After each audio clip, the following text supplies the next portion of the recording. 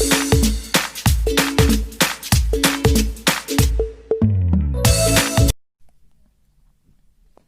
Guys, मैं देशराज स्वागत करता हूं हमारी YouTube channel Deshraj math only success में। तो हम बुक कर रहे थे कॉम्प्लेक्स एनालिसिस। तो हमारा चैप्टर फर्स्ट था कॉम्प्लेक्स नंबर। तो आज हम करने वाले हैं एक्सरसाइज, और हमारा एक्सरसाइज का फर्स्ट क्वेश्चन है। तो चलो शुरू करते हैं। तो हमारे पास है क्वेश्चन, यदि Z1 और Z2 का मॉडुलस क्या है, इक्वल है, और amplitude Z1 plus amplitude Z2 is equal to 0 है, तो सिद्ध कीजिए कि Z1 और Z2 क्या हैं, युग्मी संख्याएं हैं। तो चलो शुरू करते हैं। 16, मैंने माना कि Z1 क्या है, R1 e की पावर आइटा थीटा 1, और Z2 क्या है, R2 e की पावर आइटा थीटा 2। ये मेरा क्या है, Z1 और Z2 एक कॉम्प्लेक्स नंबर है। इसे आगे देखो, अब देखो फर्स्ट कंडीशन केस क्या दिया उसने कि मॉडुलस Z1 और Z2। केस फर्स्ट में क्या था कि Z1 equal to Z2 modulus. तो ये क्या कह रहा है कि इसका जो Z1 का मॉडुलस करेंगे, R1 और R2 क्या है, इक्वल है। तो R1 is equal to R2, ये मेरा हो गया। दोनों का मॉडुलस क्या हो गया, इक्वल हो गया। तो ये समीकरण मेरी एक। अब देखो दूसरा उसका क्या है कि उसने दिया हुआ है कि amplitude of Z1 plus amplitude of Z2 is equal to 0। तो इसे मैंने हल किया तो क्या हुआ, मेरा amplitude Z2 is equal to minus amplitude of Z1। और जो एम्पलीट्यूड होता है वो हमारा क्या होता है, एम्पलीट्यूड होता है हमारा थीटा। क्या चीज, थीटा। तो ये इसका क्या हुआ कि ये थीटा 2 है, वो किसके इक्वल है, माइनस थीटा 1 के इक्वल है। तो ये समीकरण मेरी होगी 2। तो दोनों का मॉडुलस यानी R1 और R2 इक्वल है, और थीटा 1 थीटा 2 इक्वल है, लेकिन क्या है, माइनस थीटा 1 है। तो अब देखो कि Z1 हमारे पास क्या था कि जो Z1 था वो क्या था, R1 e की पावर आइटा थीटा 1। इसी प्रकार Z2 किसके इक्वल है था, R2 e की पावर आइटा थीटा 2 के। जो R2 है वो मेरा क्या है, R1 के इक्वल, और थीटा 2 किसके इक्वल है, -1 के। तो ये मेरा क्या हो गया, R1 e की पावर माइनस आइटा थीटा 1।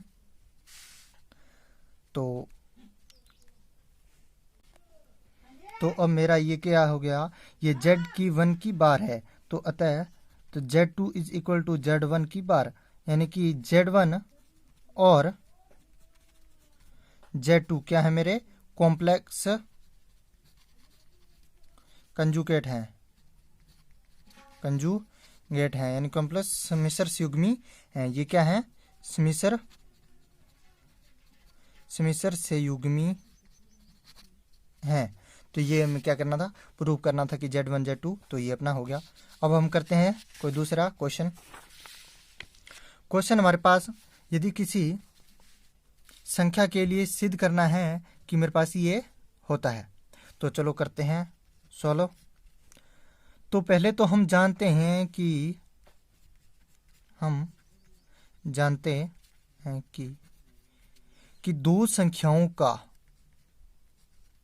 दो संख्याओं का माध्य उसके गुणोत्तर माध्य, समांतर माध्य उसके गुणोत्तर माध्य से हमेशा ही अधिक होता है। क्या चीज, हिंदी में लिखते हैं कि दो संख्याओं का समांतर माध्य गुणोत्तर माध्य से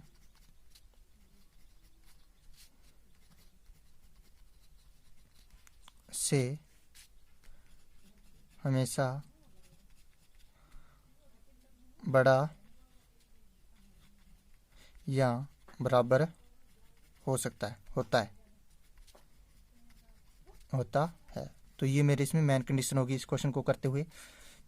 तो अब मैंने मान लिया कि जो Z है वो क्या है, real part of Z plus iota imaginary part of Z। तो इस प्रकार मेरे पास ये क्या है, कॉम्प्लेक्स नंबर है।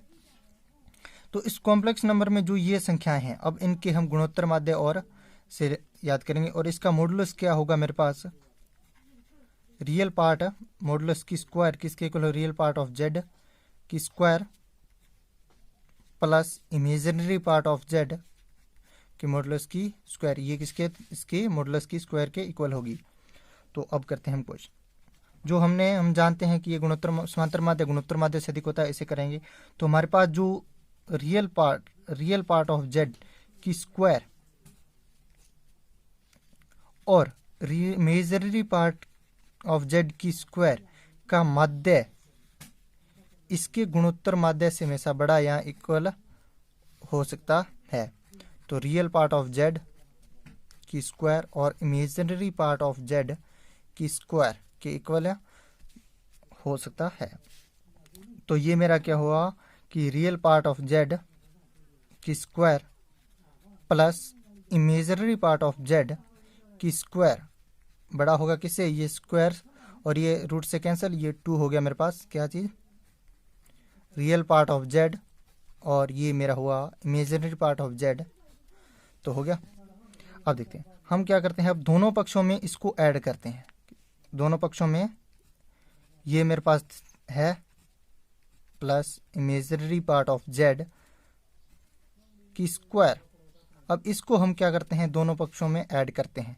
तो इस तरह और मैंने ऐड किया, और रियल पार्ट ऑफ जेड की square plus imaginary part of Z की स्क्वायर, और किसके इक्वल किया, रियल पार्ट ऑफ जेड और ये imaginary part of Z, plus मैंने ये दोनों तरफ ऐड किया, इधर ऐड किया तो इधर भी मैं ऐड कर दूंगा, रियल पार्ट ऑफ जेड की square plus imaginary part of Z की स्क्वायर।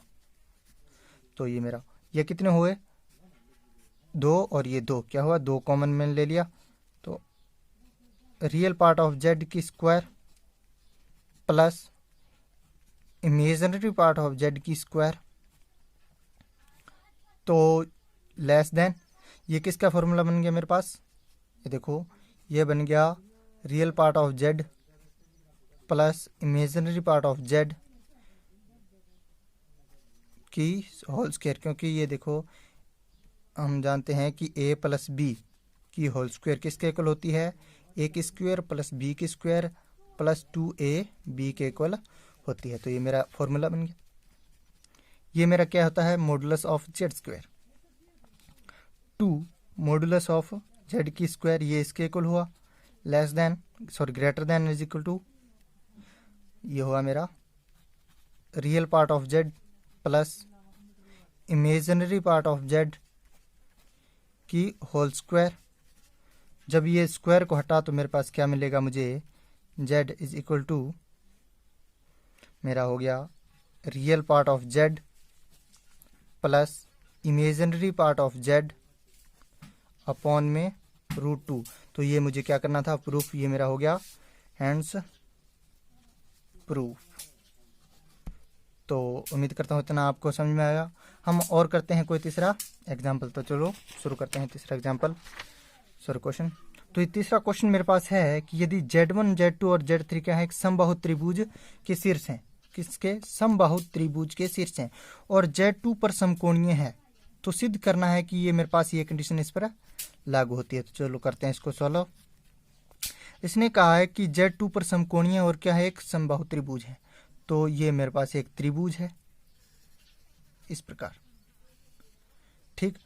तो और ये मेरे पास A, B और C, जो बिंदु Z2 है वो क्या है, समकोणीय है, और ये मेरा Z1 और ये Z3, इस प्रकार मेरे 3 बिंदु हो गए।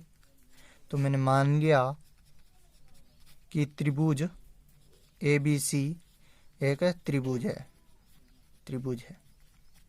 जब यह त्रिभुज क्या हो, समद्विबाहु होगा, तो ये भुजाएं हमेशा इसकी बराबर होंगी। ये कर्ण है जो इसके इक्वल कभी नहीं हो सकता। तो ये जो भुजाएं होंगी, तो त्रिभुज ABC क्या है, एक समद्विबाहु त्रिभुज है, समद्विबाहु त्रिभुज है। तो इससे हम क्या होगा कि जो AB is equal to BC होगा, ये इसके एक कंडीशन निकल के आती है, समीकरण नंबर 1। तो इसमें अब देखते हैं, जब इसको हल किया तो ए बी किसके रेखा की कौन सी होगी, ये होगी Z2 माइनस में Z1 is equal to Z2 minus में Z3, ये हुआ। तो इसको जब हल किया तो दोनों पक्षों में वर्ग कर दें इस प्रकार Z3 की स्क्वायर, और अब जब स्क्वायर को हटाते हैं तो हम जानते हैं कि Z bar is equal to Z modulus की स्क्वायर। तो ये मेरा हो गया। अब देखो इसको हल किया तो हटाया मैंने, तो मेरे पास Z2 माइनस Z1 और Z2 की बार माइनस Z1 की bar is equal Z2 minus Z3, Z2 minus Z3 की बार, इस प्रकार हुआ। तो इसे मैंने जब हल किया तो मेरा हुआ ये Z2 minus Z1 upon Z2 की बार माइनस Z3 की bar is equal to Z2 minus Z3 upon Z2 upon minus Z1। अब देखो इस प्रकार होता है तो हम क्या करते हैं, इसको माइनस में कर सकते हैं। हर से माइनस किया और अंश को अंश से माइनस किया तो मुझे क्या मिलेगा, Z3 minus Z1 upon Z1 minus में Z3। ये मेरे पास समीकरण नंबर 2। समीकरण नंबर, अब हम जानते हैं कि त्रिभुज ABC है, वो क्या है, एक समकोण त्रिभुज है। समकोण त्रिभुज मेरे पास क्या है, एक समकोण त्रिभुज है। और जब समकोण त्रिभुज है तो हम उसके पाइथागोरस प्रमेय से यूज करते हैं इसमें। तो मेरा हुआ AB की स्क्वायर प्लस BC की square is equal to AC की स्क्वायर, इतना हो गया। अब जो AC की स्क्वायर है वो क्या होगा, Z1 माइनस Z3 की square is equal to AB कितना है मेरा, AB और BC 2 है तो ये 2, और AB मेरा कितना है Z2 माइनस Z1 की मॉडुलस की स्क्वायर। तो इस प्रकार हो गया। अब हम इसको करते हैं हल। तो ये बार जब हटाई, मॉडुलस की स्क्वायर हटी, तो Z1 माइनस Z3 और Z1 की बार माइनस Z3 की bar is equal to 2 Z2 minus Z1 और Z2 की बार माइनस Z1। ये मेरे पास समीकरण 3 हो। अब समीकरण 2 व 3 से इसके इस पार्ट का इससे मल्टीप्लाई किया तो मुझे क्या मिलेगा, समीकरण 3 से, तो इससे होगा ये देखो Z1 माइनस Z3, Z1 की बार माइनस Z3 की बार, इसे मल्टीप्लाई किया इसका, इस हर अंश इसका, इस संख्या का, कॉम्प्लेक्स नंबर का, Z1 बार माइनस Z3 की बार इज इक्वल टू, ये 2 है मेरे पास, Z2 माइनस Z1 और Z2 की बार माइनस Z1 की बार मल्टीप्लाई हुआ मेरा ये वाली संख्या Z2 minus Z3 upon Z2 की बार माइनस Z1। तो ये मेरी संख्या इससे कैंसिल, और ये Z2 और ये इससे संख्या मेरी होगी कैंसिल। तो अब देखते हैं, इसको जब मल्टीप्लाई किया तो मेरे पास क्या आया, Z1 Z3 और माइनस Z1 की स्क्वायर और माइनस Z3 की स्क्वायर और माइनस Z1 और Z3 प्लस हो गया मेरा, अब ये 2 Z2 की स्क्वायर माइनस,